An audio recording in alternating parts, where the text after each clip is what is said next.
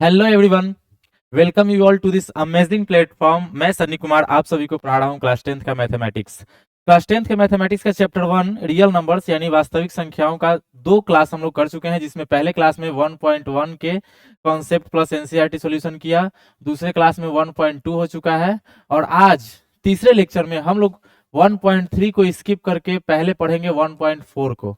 इसके पीछे का थोड़ा सा छोटा मोटा रीजन है, वो क्लास के दौरान आपको समझ में आ जाएगा।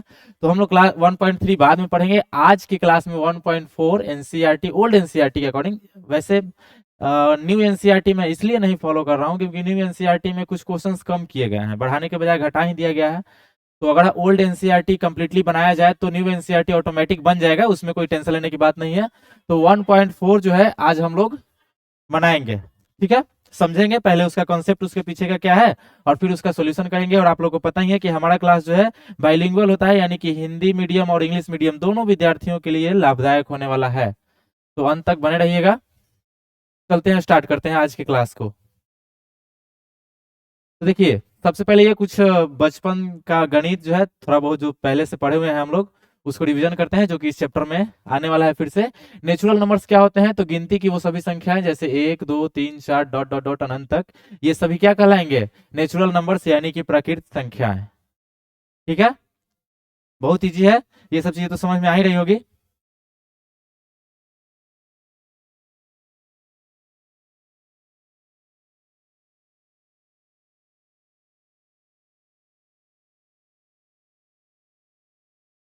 तो नेचुरल नंबर्स बड़ा ही इजी है।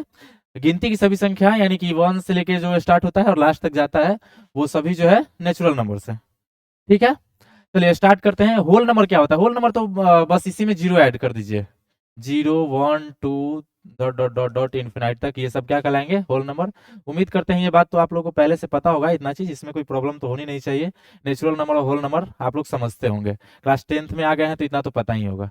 नहीं भी पता है तो यहाँ से आप लोग एड ऑन वैल्यू ऐड कर सकते हैं। नेक्स्ट, इंटीजर्स क्या होते हैं? Integers are the collection of all whole numbers. All whole numbers मतलब जीरो से लेके 1 2 3 4 डॉट डॉट डॉट इनफाइनाइट तक, ये सब।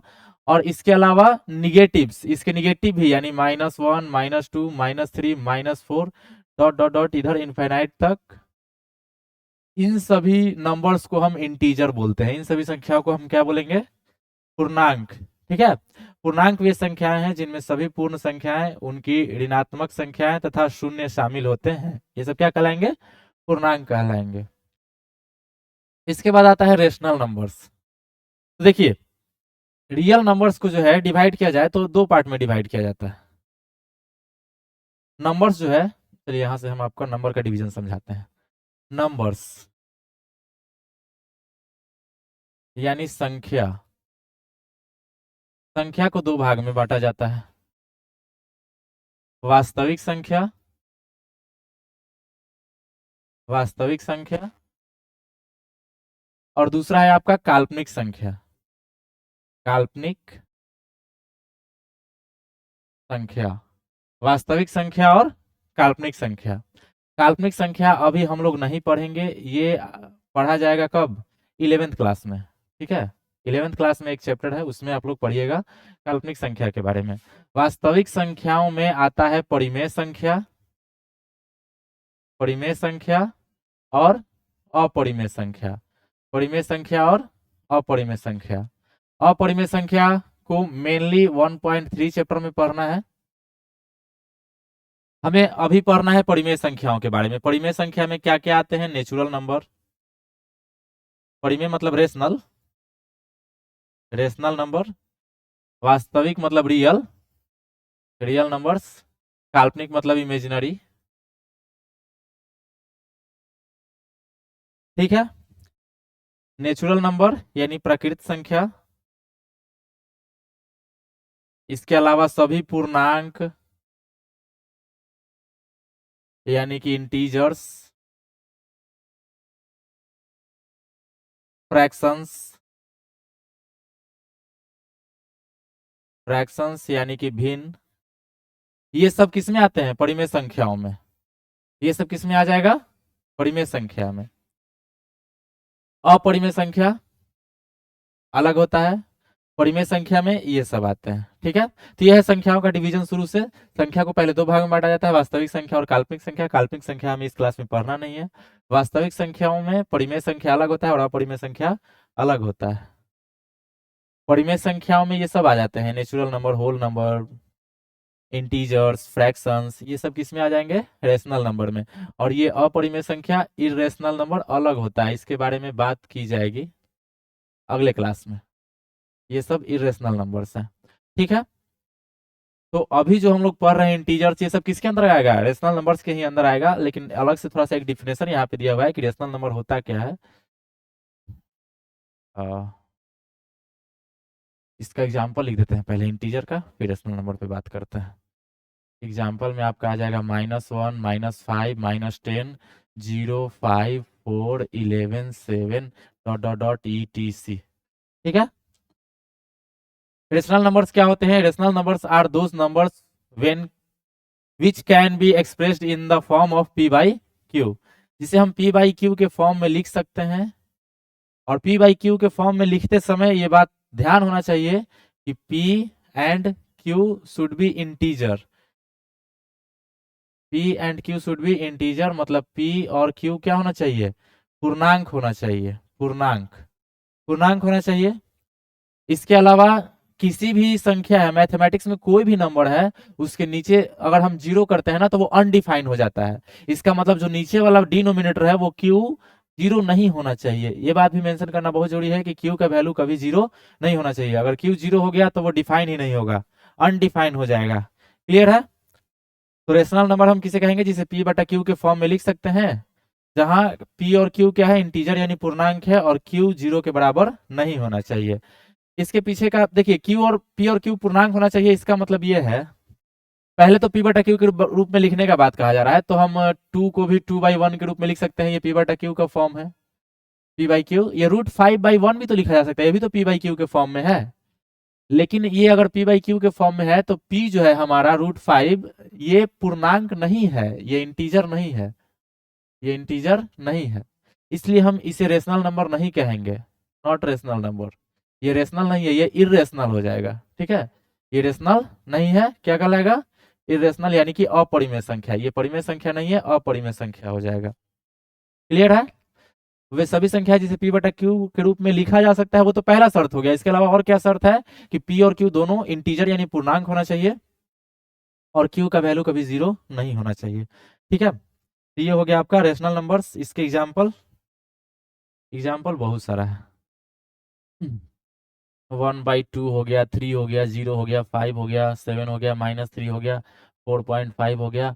22/7 भी जो है वो परिमेय संख्या है। 22/7 क्या है, परिमेय संख्या। लेकिन इसका मतलब ये नहीं कि पाई भी परिमेय संख्या होगा, ये बात यहाँ याद रखिएगा।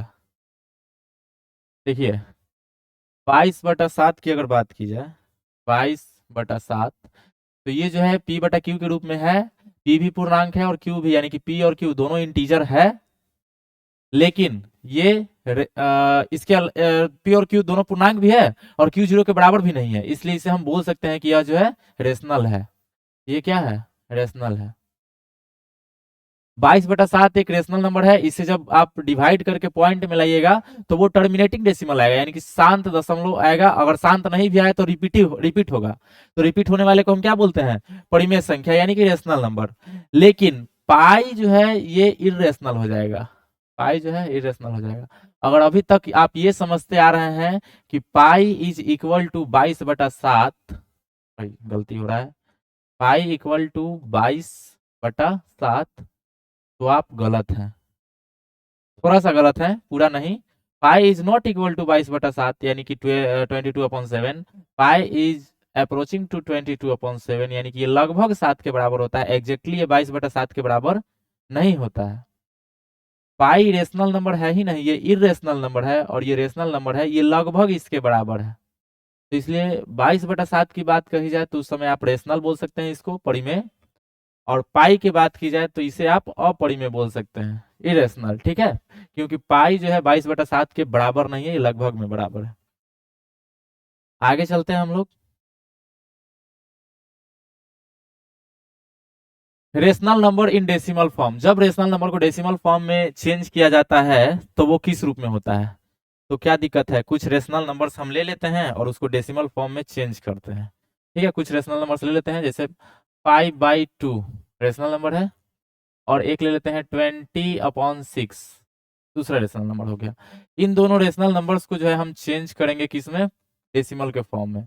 चेंज करने के लिए डिवाइड करेंगे 5 में, 2 से, 2 2 ज़ा 4, बच गया क्या? 1, पॉइंट लगाएंगे यहाँ, 0 हो जाएगा। 5 2 ज़ा 10, ये कट गया। तो इस कंडीशन में हम बोल सकते हैं कि 5/2 इज इक्वल टू 2.5, डेसिमल के फॉर्म में हम लिख दिए। इसको डेसिमल फॉर्म में लिखा जाए, 22/6 को डेसिमल फॉर्म में लिखना है तो 22 को हमें 6 से डिवाइड करना होगा। 3 बार में लगाएंगे तो ये हो जाएगा 18, 2 बचा, पॉइंट लगाएंगे, फिर 0, फिर 3 बार में लगाएंगे, फिर 18, फिर 2 बच जाएगा। क्योंकि एक बार पॉइंट लगा चुके हैं तो हम बार बार एक 0 फ्री में हमको मिलता जाएगा, और हम इसे 3 बार लगाते चले जाएंगे, ये डॉट डॉट डॉट आगे बढ़ता चला जाएगा। इसका मतलब ये हो गया 3.33 dot dot dot dot dot. तो दो टाइप के जो हम अभी रेशनल नंबर्स लिखे हैं, एक ये और एक ये है। इन दोनों रेशनल नंबर्स में एक चीज हम देख रहे हैं कि एक तो रेशनल नंबर वो है जिसका डेसिमल एक्सप्रेशन करने पर, यानी डेसिमल में एक्सप्रेस करने पर हमें क्या मिल रहा है? टर्मिनेटिंग डेसिमल मिल रहा है, यानी कि शांत दशमलव।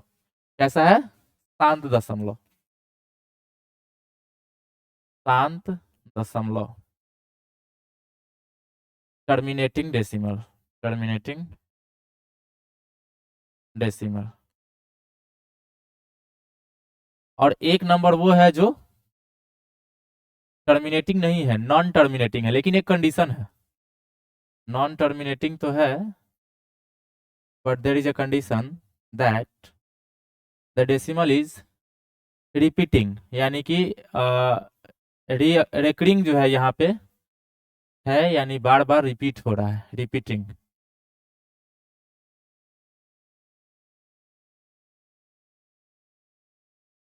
रेशनल नंबर्स को जब हम डेसिमल में एक्सप्रेस करेंगे तो या तो वो टर्मिनेटिंग डेसिमल होगा, यानी कि या तो वो शांत दशमलव होगा, अगर शांत नहीं है तो बार बार रिपीट होने वाला होगा, जिसको हिंदी में हम लोग आवर्ती बोलते हैं।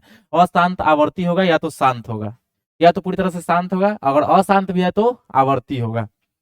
तो ध्यान दीजिए यहाँ पे एक बात और, कि हमारे पास जो रियल नंबर्स है वो दो प्रकार के हैं, एक रेशनल, वो सब छोड़ो ना, इस पे पहले बात करते हैं।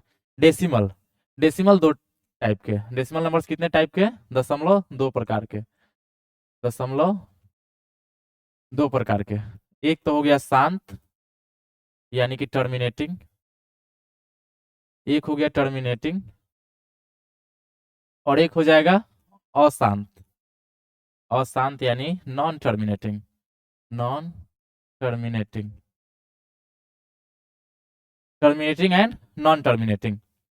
ये जो टर्मिनेटिंग है ये ऑल टू ऑल सब जो है रेशनल हो जाएगा, यानी कि परिमेय। और जो अशांत होगा वो दो प्रकार का होता है, एक होता है रिपीटिंग, रिपीटिंग जिसको हम लोग बोलते हैं आवर्ती, एगो है नॉट नॉट रिपीटिंग, अनावर्ती, अनावर्ती। अगर एक ही चीज रिपीट हो रहा है बार बार, नॉन टर्मिनेटिंग होने के बावजूद भी अगर रिपीटिंग है, रिपीट हो रहा है, तो ये भी हो जाएगा रेशनल नंबर। ठीक है, ये दोनों रेशनल नंबर कहलाएगा। लेकिन वो डेसिमल नंबर जो एक तो टर्मिनेटिंग नहीं है, टर्मिनेट नहीं हो पा रहा है, बार बार आते जा रहा है, और वो भी नया नया नंबर आ रहा है, रिपीटिंग नहीं हो रहा है, तो इस टाइप के नंबर्स को हम लोग बोलते हैं इरेशनल नंबर, इरेशनल नंबर, अपरिमेय संख्या। ये कैसी संख्या है? अपरिमेय संख्या। क्लियर है? दशमलव संख्याएं दो प्रकार के, शांत दशमलव, अशांत दशमलव। शांत दशमलव सबके सब परिमेय संख्या, और अशांत दशमलव में दो प्रकार, एक आवर्ती और एक अनावर्ती। जो आवर्ती होगा मतलब सेम चीज बार बार रिपीट हो रहा होगा, वो परिमेय हो जाएगा, और जो रिपीट नहीं हो रहा, बार बार नया नया आएगा, वो हो जाएगा अपरिमेय। क्लियर है? तो इस तरह से यहां से हम समझ सकते हैं क्या, कि rational numbers in decimal form में अगर देखा जाए तो every rational numbers can be expressed in decimal form. The decimal expansion of rational number is either terminating और नॉन टर्मिनेटिंग रिकरिंग, यानी कि रिपीट होने वाला, ठीक है, रिपीटिंग। प्रत्येक परिमेय संख्या को दशमलव के रूप में व्यक्त किया जा सकता है। परिमेय संख्या का दशमलव प्रसार या तो शांत यानी समाप्त होने वाला होता है, या अगर अशांत है तो बार बार दोहराने वाला यानी रिपीट होने वाला होता है। ये सब नोट्स बना लीजिएगा, बहुत ही बेहतरीन है, अच्छे से बनाया गया है। चलिए आगे चलते हैं हम लोग चलते हैं यहाँ पे क्वेश्चन पे। एक क्वेश्चन दिया गया है यहाँ पे।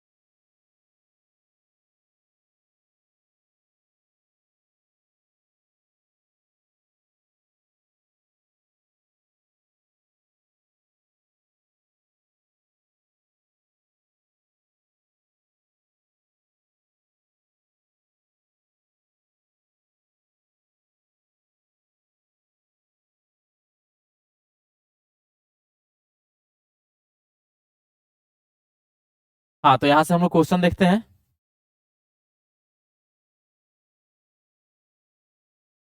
ये एक क्वेश्चन है।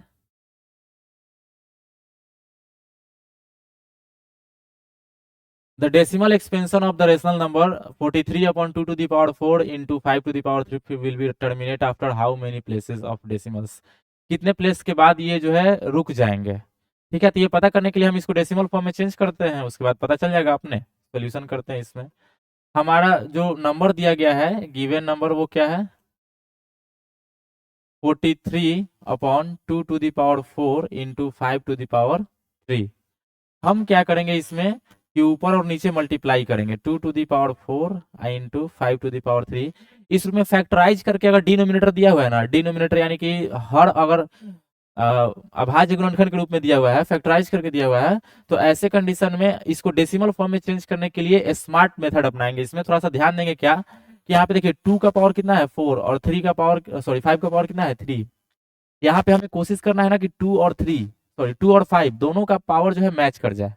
2 का पावर और 5 का पावर दोनों मैच कर जाए, हम मिलाने का कोशिश करेंगे। और मिलाने के लिए हम जो ज्यादा है उसको घटाएंगे नहीं, बल्कि जो कम है उसको बढ़ाएंगे। जिसका पावर कम है उसको बढ़ा के बराबर कर देंगे। तो 2 का पावर 4 है और 5 का पावर 3 है, तो हम चाहते हैं कि 5 का पावर भी क्या हो जाए 4 हो जाए। तो ऊपर और नीचे 5 से मल्टीप्लाई करते हैं। 5 का पावर 3 है और 5 टू दी पावर 1 से मल्टीप्लाई करेंगे, ऊपर भी 5 टू दी पावर 1 से मल्टीप्लाई करेंगे। 5 3 जा 15 का 5 बच जाएगा 1, 5 4 जा 20 और 1 21 upon 2 to the power 4 into 5 to the power 4। ये हो जाएगा। और आगे बढ़ेंगे इसमें प्रॉपर, तो एक चीज आप देख सकते हैं यहाँ पे कि 215 अपॉन, यहाँ पे हम क्या लिख सकते हैं, दोनों का पावर 2 इंटू 5 का पावर 4 होल पावर 4, ऐसे हम लिख सकते हैं, इसमें कोई प्रॉब्लम है नहीं। जैसे कि अगर X to the power N into Y to the power N हो, तो हम इसे क्या लिख सकते हैं, X Y to the power N. इस फॉर्मूला का यूज करके हम यहाँ पे लिख सकते हैं क्या, 2 to the power 4 into 5 to the power 4 equal to 2 into 5 to the power 4। अब ये क्या हो जाएगा, 215 बटा में 10 के घात 4, हिंदी इंग्लिश मिला के बोल देते हैं, बीच बीच में ध्यान दीजिएगा। अब 215 है, अब बटा में 10 के घात 4, यानी कि 1 2 3 4। अब क्या करना है, एक पर नीचे, एक पर जितना जीरो है ना, 1 2 3 4, उतना ही 4 अंक बाद राइट साइड से 4 डिजिट गिन के उसके बाद डेसिमल लगा दीजिए। तो एक हो गया 5 1 2, 3 गो हो गया, एक जीरो लगा दीजिए 4 पॉइंट, तो ये हो गया 0.0215। तो कितने डिजिट के बाद टर्मिनेट कर रहा है, 1 2 3 4, ठीक है। तो लिखेंगे hence, hence the decimal, hence the decimal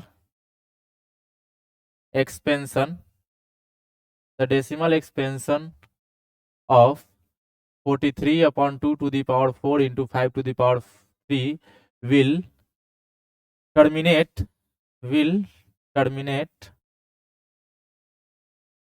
after 4 digit। अतः 43/2 के पावर 4 गुने 5 के पावर 3 का दशमलव प्रसार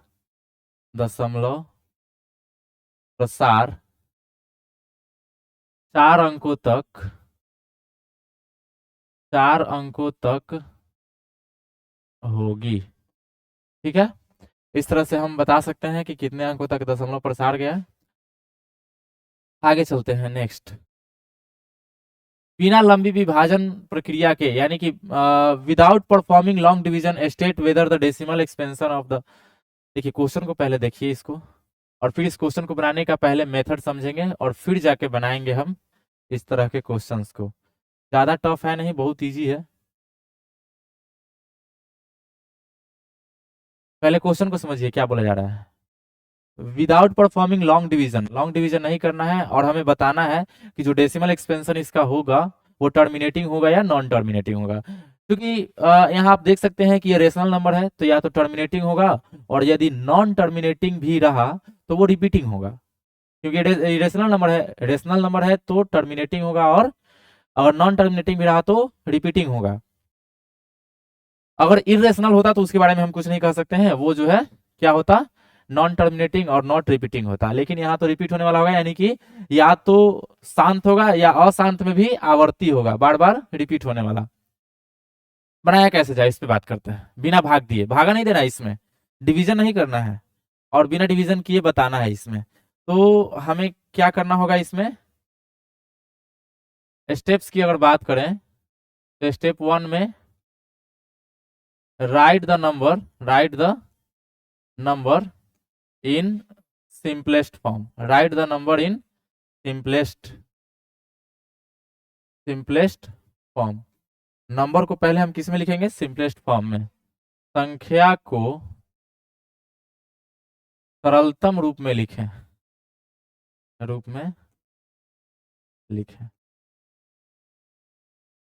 then second step you have to follow that, resolve the denominator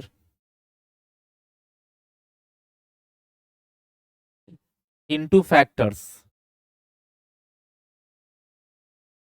prime factors, basically prime factors।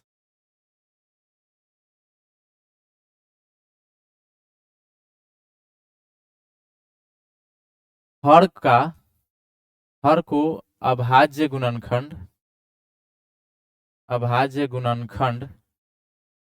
के गुणनफल के रूप में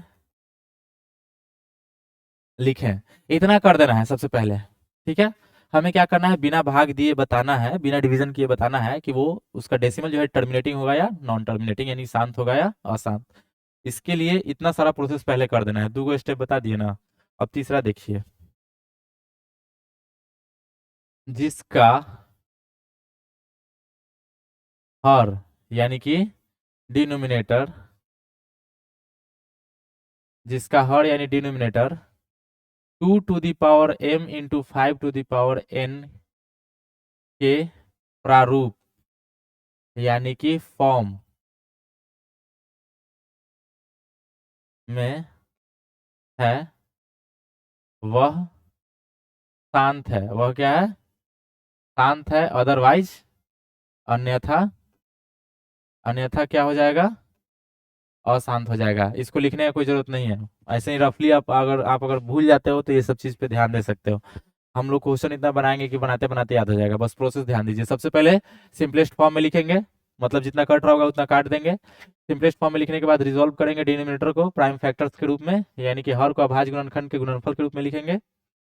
जिसका हर 2 के पावर m गुने 5 के पावर n के प्रारूप में होगा वह शांत होगा, और नहीं तो वो शांत नहीं होगा। इसका मतलब देखिए क्या है, जैसे जहां पे यहाँ पे m और n का वैल्यू कुछ भी हो सकता है, जीरो भी हो सकता है। m and n belongs to whole number, ठीक है, कुछ भी हो सकता है, 0 1 2 3 4। अरे ये इनडायरेक्टली हमें कहना ये चाह रहा है कि जो डिनोमिनेटर है ना, डिनोमिनेटर, उसमें 2 का पावर कुछ भी हो सकता है और 5 का पावर कुछ भी हो सकता है। इसके अलावा कोई भी अदर नंबर इसमें नहीं होना चाहिए, कोई भी अदर प्राइम नंबर्स इसमें इंक्लूडेड नहीं होना चाहिए। अगर इंक्लूडेड होगा तो वो नॉन टर्मिनेटिंग होगा, और अगर इंक्लूडेड नहीं होगा, उसमें और कोई दूसरा शामिल नहीं होगा, तो वो टर्मिनेटिंग हो जाएगा। ठीक है, बची खुची बातें हम लोग एग्जाम्पल से समझ लेंगे। एग्जाम्पल देख लीजिए। पहला, बिना लंबी बात, देखिए स्टेप 1 में सबसे पहले हमें क्या करना है, सिंपलेस्ट फॉर्म में लिखना है। तो सिंपलेस्ट फॉर्म में लिखने के लिए जो न्यूमरेटर और डिनोमिनेटर है उसका HCF निकालते हैं। क्या निकालते हैं? HCF। तो HCF ऑफ 13 एंड 3125 इज 1। इसका आप निकाल के देख लीजिएगा, हमें पता है इसका एक ही होता है। जो HCF आया उससे ऊपर और नीचे डिवाइड कर दीजिए, ऊपर भी 1 से डिवाइड कर दीजिए और नीचे भी 1 से डिवाइड कर दीजिए। क्या आ जाएगा? 13/3125, यही आ गया। अब हम इसका क्या करेंगे, ये सिंपलेस्ट फॉर्म में है, सिंपलेस्ट फॉर्म, हिंदी में लिख लेना इसको,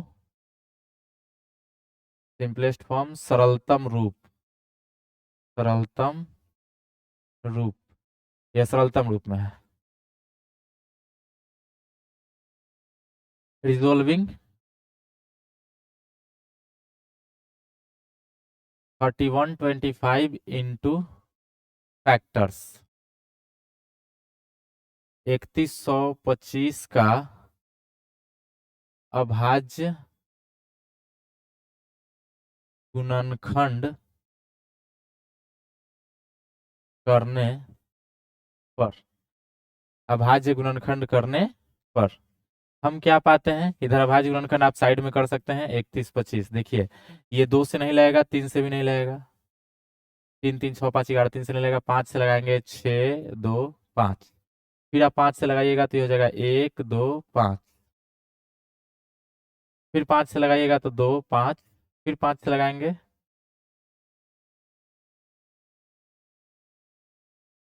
2 5, फिर 5 से लगाएंगे तो ये हो जाएगा 5, फिर 5 से 1, यानी कि 3125 बराबर 5 गुना 5 गुना 5 गुना 5, 1 2 3 4 5 गुना 5, यानी 5 का पावर 5 है और गुना 2 का पावर 0 है। 5 का पावर यहाँ 5 है और 2 का पावर है ही नहीं, यानी कि 2 का पावर 0 है। इसके अलावा और कोई नंबर इसमें इंक्लूडेड है क्या? और कोई नहीं ना है, और कोई अदर नहीं ना है इसमें, 3 7 5 और कोई प्राइम फैक्टर इसमें नहीं ना आया, तो ये शांत हो जाएगा, यानी टर्मिनेटिंग हो जाएगा। अगर और कोई आ जाता इसमें तो ये टर्मिनेटिंग यानी कि शांत नहीं हो पाता। ठीक है, नहीं आया है और कोई, 2 और 5 के अलावा और कोई अदर डिग्री है इसमें, अदर नंबर्स का कोई डिग्री नहीं है इसमें, तो इसलिए क्या हो जाएगा, शांत हो जाएगा। इसको मिटा देते हैं।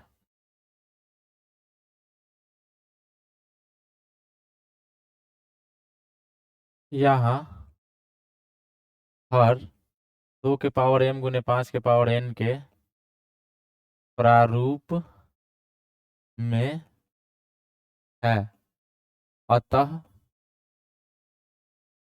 इसका दशमलव प्रसार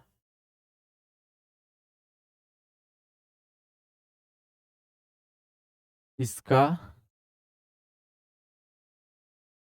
दशमलव प्रसार शांत होगा। अब वही अगर नहीं होता तो लिखते हैं कि इसका हर, इसके अलावा और कोई आ जाएगा ना तो डायरेक्ट लिख देना है कि इसके यहाँ हर 2 के पावर m गुना 5 के पावर n के प्रारूप में नहीं है, अतः इसका दशमलव प्रसार शांत नहीं होगा। ठीक है, शांत नहीं होगा, यहाँ पे है तो इसलिए इसका शांत होगा। अब आगे चलते हैं, इसके बारे में और भी कुछ बातें। अच्छा, इंग्लिश में इसका here denominator, denominator is in the form of, in the form of 2 to the power m into 5 to the power n, Hence its decimal expansion is terminating.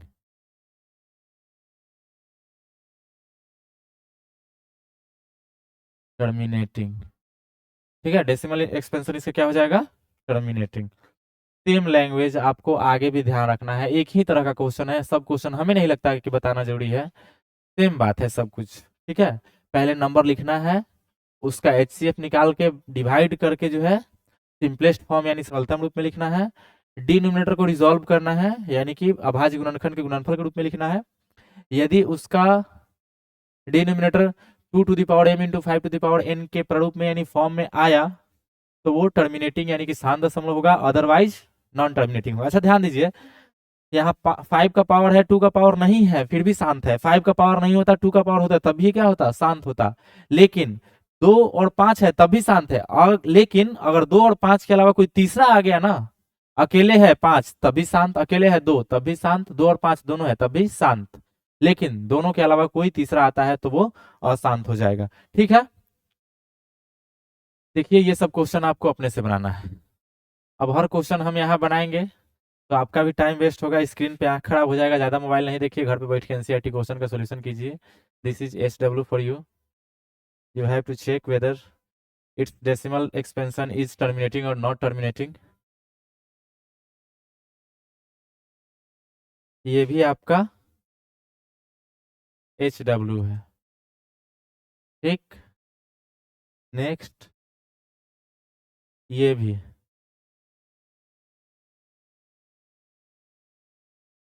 ये भी आपका जो है HW। अगला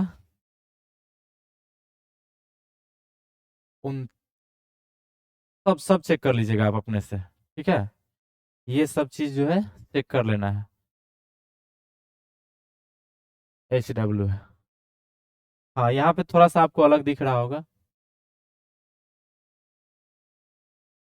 अलग दिख रहा है।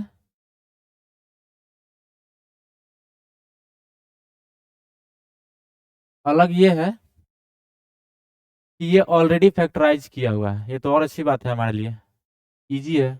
इसका जब सॉल्यूशन करेंगे तो लिखेंगे 23/2 to the power 3 into 5 to the power 2। यहाँ पे हमें अपने तरफ से बस एक ही को बात ध्यान रखना है, क्या 2 से ये कट रहा है? नहीं कट रहा है। 5 से कट रहा है? नहीं कट रहा है। तो यही सिंपलेस्ट फॉर्म है। लिख दीजिएगा कि in the simplest form, in the simplest form, सरलतम रूप में है ये, सरलतम रूप में। जब ऑलरेडी ये सरलतम रूप में है तो फिर इसमें तो कुछ करना ही नहीं है, डायरेक्ट लिखना है कि यहाँ हर 2 के पावर m गुने 5 के पावर n के प्रारूप में है, प्रारूप में है। जहां नहीं रहेगा वहां लिखिएगा कि नहीं है। अतः इसका दशमलव प्रसार, दशमलव प्रसार शांत है। Here denominator, denominator is in the form of 2 to the power m into 5 to the power n। Hence its decimal expansion is in the, hence its decimal expansion is terminating, decimal expansion is terminating। इस तरह से लिख लीजिएगा, जिसका terminating नहीं होगा non terminating लिख दीजिएगा। ये यहाँ पे, यहाँ हर 2 to the power m into 5 to the power n के प्रारूप में है, अतः इसका दशमलव प्रसार शांत है। इंग्लिश में here denominator is not in the form of, ये अगर फॉर्म में नहीं हो तो not in the form of 2 to the power m into 5 to the power n के रूप में लिख सकते हैं, और लिख के आगे बढ़ जाइएगा। तो दिस इज योर होमवर्क।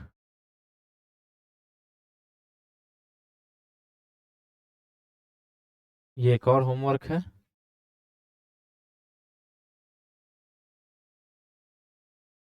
और ये भी आपका होमवर्क है।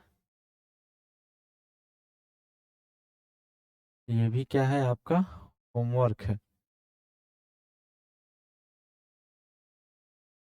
और ये भी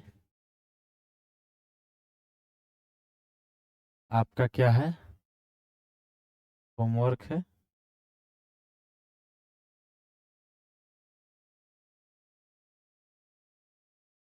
ये सब होमवर्क है। ये सब यहाँ तक 10 क्वेश्चन है, सब एनसीईआरटी पूरा जो है बना लेना है सीधा। ये समझिए कि आपको 1.4 कंप्लीट कर लेना है। और जो क्वेश्चन नहीं बनेगा उसका कमेंट कर देना है कि सर ये वाला क्वेश्चन आप समझा दीजिए फिर से। अगले कोई ना कोई हम क्लास में उसको ले आएंगे और बता ही देंगे, ठीक है। अगर कोई क्लास में नहीं पॉसिबल हो पाया तो हम अलग से वीडियो बना के अपलोड अपलोड कर देंगे, उस पे डाउट सेक्शन करके प्लेलिस्ट एक बना देंगे, उसमें आप देख सकते हैं। अब देखिए, ये जो क्वेश्चन कह रहा है आपका, वो ये कह रहा है कि ऊपर जो आप दिया गया था ना संख्या, जो ऊपर संख्या दिया गया था इतना, जो आप क्वेश्चन नंबर 1 में जो क्वेश्चन आप बनाए हैं उतना सारा, पता किए कि कौन टर्मिनेटिंग है कौन नॉन टर्मिनेटिंग है, वो अब बोल रहा है कि उसको आप डेसिमल फॉर्म में चेंज कीजिए, एक्सप्रेस कीजिए, ठीक ना। Write the decimal expansion of the above decimal numbers which are terminating. लेकिन एक फायदा हमें यह है कि जो टर्मिनेटिंग है वही बोला है, जो नॉन टर्मिनेटिंग है उसके बारे में हमें करने के लिए नहीं बोला है। आ रहा है समझ में। तो एक काम करते हैं, हम पहले चलते हैं वही सब क्वेश्चन वहां पे जो हम बनाए हुए हैं पहले। कौन सा क्वेश्चन हम बनाए हुए हैं पहले से, कौन सा क्वेश्चन बनाया है, ये देखो, ये क्वेश्चन बनाए ना हम लोग अभी, ये क्वेश्चन बना लिए। और ये टर्मिनेटिंग आ भी गया, कैसा आ गया, टर्मिनेटिंग आ गया। तो टर्मिनेटिंग जब आ गया है तो इसको हमें चेंज करना है किसमें, डेसिमल फॉर्म में। क्वेश्चन नंबर 2 हमें ये कह रहा है कि जितना भी क्वेश्चन में जितना आप बनाए हैं उसमें जो जो टर्मिनेटिंग आया है ना उसे डेसिमल फॉर्म में चेंज करके लिखिए। तो हमारा ये डेसिमल फॉर्म में आया है, टर्मिनेटिंग आया है, तो इसको हम डेसिमल फॉर्म में चेंज करके लिख देते हैं। टर्मिनेटिंग आया है कैसे, किस रूप में आया है,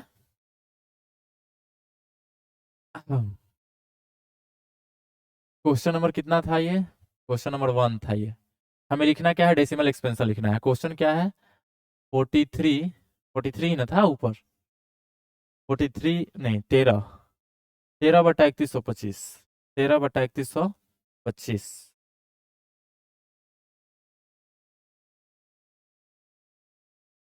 13/3125।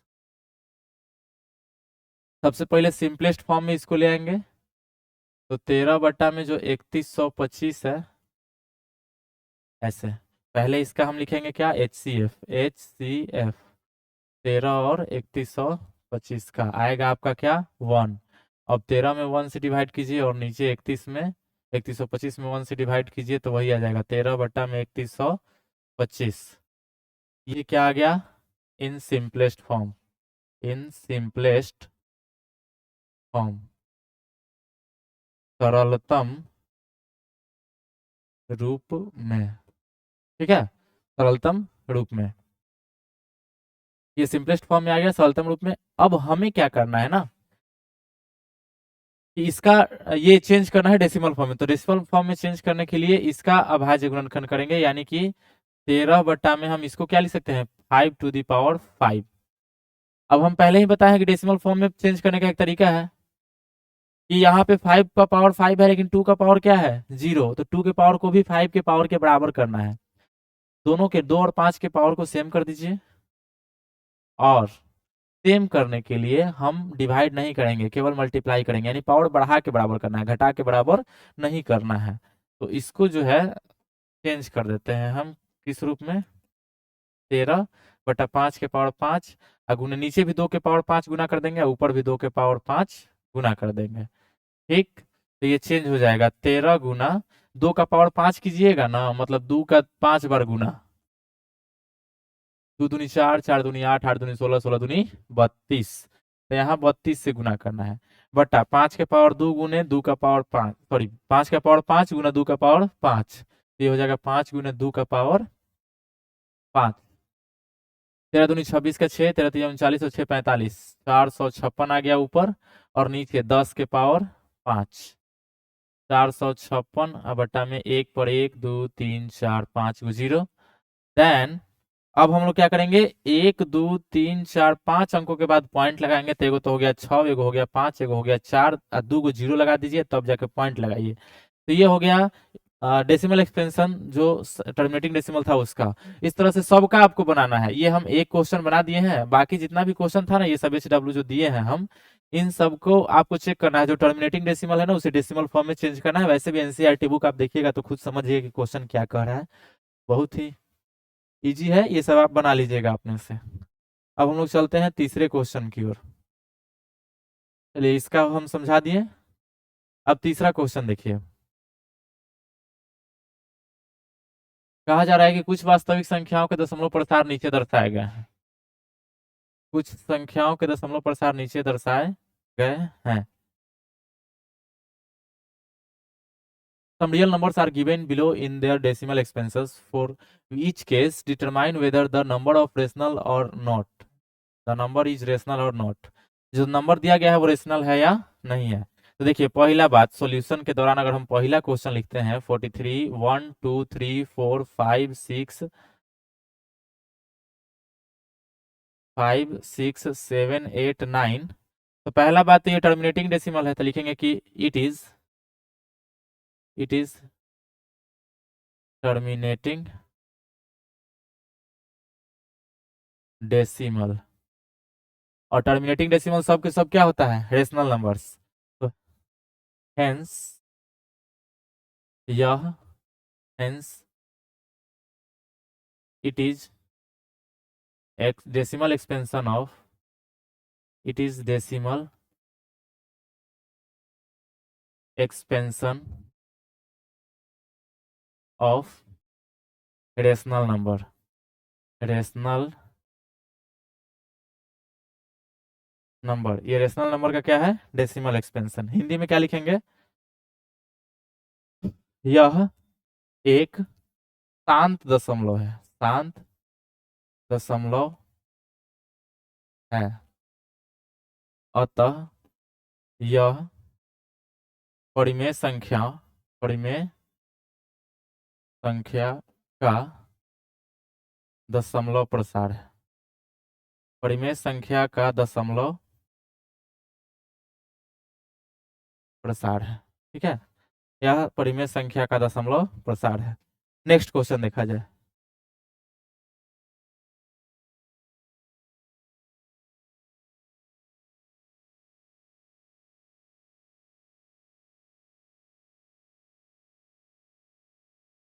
यहाँ पे देखिए, इसका दशमलव प्रसार में देखिए क्या है, 12 0, 12 पे 2 जीरो आ गया। सेम चीज रिपीट हो रहा है क्या, देखो इस पैटर्न को अगर हम उठाएं तो अगली बार ये है, एगो जीरो एक्स्ट्रा आ गया ना, यानी रिपीट तो नहीं हो रहा है।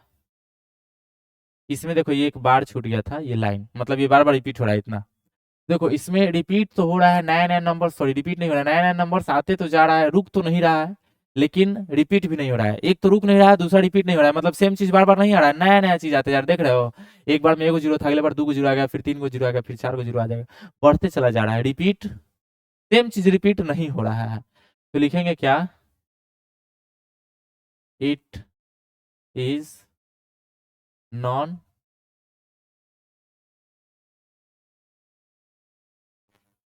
Neither terminating, neither it is neither terminating nor repeating decimal. Hence it is irrational number। यह न तो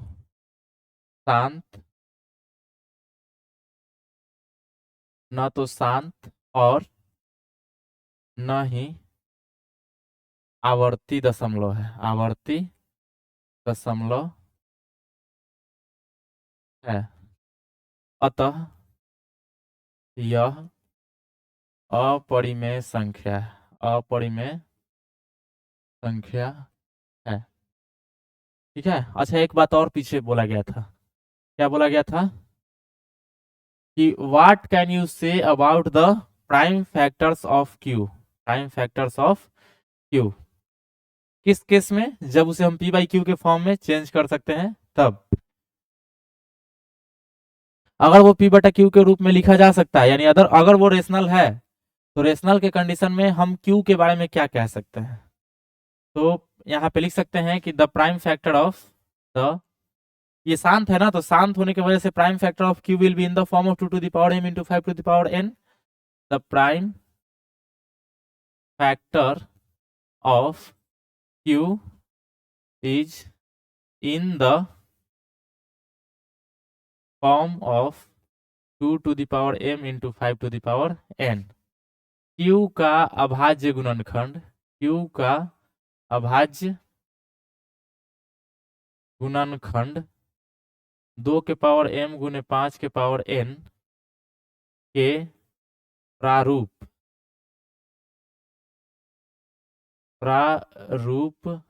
का है। ठीक है, 2 के पावर m गुने 5 के पावर n के प्रारूप का है। आ रहा है समझ में? अगर वो शांत ही है तो शांत दशमलव के रूप में तो होता ही है 2 के पावर m गुने 5 के पावर n के प्रारूप का। चलिए, ये परिमेय है ही नहीं, तो इसके बारे में क्यू के बारे में कुछ नहीं कहना है। ठीक, इसके बारे में कहना है, इसके बारे में क्या कहना है, इट इज, इसके सॉल्यूशन में लिखिएगा क्या, it is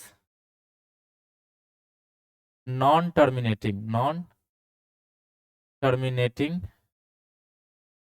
repeating, non terminating but repeating decimal, hence it is rational number, it is rational number, it means it can be written in the form of p by q। यह अशांत आवर्ती, अशांत आवर्ती दशमलव, अशांत आवर्ती दशमलव है, यह अशांत आवर्ती दशमलव है, अतः यह परिमेय संख्या है, परिमेय संख्या है। अब चूंकि ये शांत नहीं है, अशांत है, तो इसलिए here q is not in the form of 2 to the power m into 5 to the power n। यहाँ q 2 के पावर m गुने 5 के पावर n के प्रारूप में नहीं है। इस तरह से हमारा कंप्लीट हो जाएगा 1.3, जो बचा हुआ काम है अगर आप कर लीजिएगा अच्छे से तब। इस तरह से हम लोग जो है 1.1, 1.2 एंड 1.4, सॉरी 1.3 1.4 कंप्लीट हो गया। अपकमिंग आने वाला कौन है, 1.3। ठीक है, इंतजार करते रहिएगा बेसब्री से। तब तक आप पीछे का जो काम है पूरा कंप्लीट कर लीजिएगा। जो क्वेश्चन नहीं बने वो कमेंट में जरूर डाल दीजिएगा, आने वाले क्लासेस में हम उसको ले लेंगे। लास्ट तक बने रहने के लिए बहुत बहुत धन्यवाद। इस तरह से अगर आप एक एक चीज को समझते चलिएगा और जो क्वेश्चन मिलता है घर से बनाने के लिए अगर बनाते चलिएगा, तो मैथमेटिक्स में देखिए कि खुद अपने आप को एक अलग लेवल पे महसूस कीजिएगा कुछ दिन बाद। मिलते हैं अगले क्लास में, बने रहिएगा। और अगर अच्छा लगे, समझ में आए तो कमेंट्स वगैरह कर दीजिएगा, लाइक जो है लाइक शेयर कर दीजिएगा अपने भाई के चैनल को। मिलते हैं अगले क्लास में, बाय।